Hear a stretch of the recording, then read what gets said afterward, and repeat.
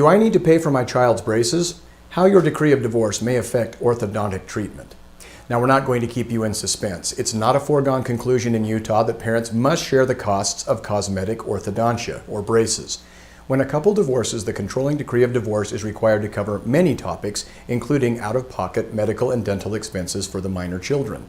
Utah law requires that the decree of divorce include a cash medical support provision requiring each parent to share equally all reasonable and necessary uninsured and unreimbursed medical and dental expenses for the minor children, including but not limited to deductibles and copayments.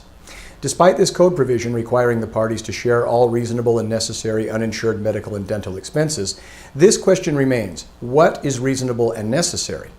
There can be no reasonable argument that orthodontia expenses needed to prevent or relieve pain or to address a health or safety issue should be divided equally between the child's parents.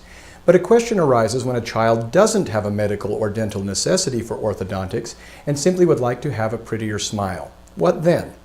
There is no easy answer. Courts are given wide discretion in family law cases to rule as they see appropriate based upon the specific facts. Courts across the United States have ruled and will likely continue to rule both ways on this issue. An Alabama court, for example, ordered that a parent may be required to pay for orthodontic treatment if it is determined to be in the child's best interest, whatever that means. Conversely, a New York court found that a father did not have to pay for orthodontic work if the record failed to establish the necessity for and nature and extent of the orthodontic work done. Alabama and New York case law may be interesting, but you're probably wondering what Utah courts have to say on the subject. There are no appellate cases on this issue in Utah at this time, so it's hard to state with any exactitude what a Utah court would do. However, we know, based upon general principles of family law and from other appellate cases on similar subjects, that trial courts are given extremely broad discretion in determining when medical and dental expenses are considered reasonable and necessary.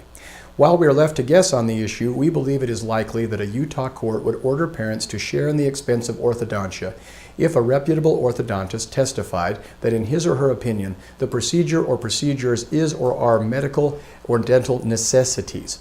Ultimately, the key to making sure an issue such as orthodontia is clearly addressed and resolved is to ensure first that the issue is raised and that it is clearly and exhaustively defined in the court's final order before the question of who pays for orthodontia arises. The more detail in the decree, the better. A short decree is short on protection. It will come back to haunt you. You want your divorce to be final and inclusive as to something like braces for the kids, so that you aren't returning to court again and again over vague or incomplete rulings. Do not wait and leave it up to the court to decide what is necessary and what is reasonable. If you agree to split the costs of cosmetic orthodontia with your ex, include that agreement in your decree of divorce. If you do not agree to those costs, then please prepare to argue that matter in court. It's not a foregone conclusion that parents must share the costs of cosmetic orthodontia if you know the law.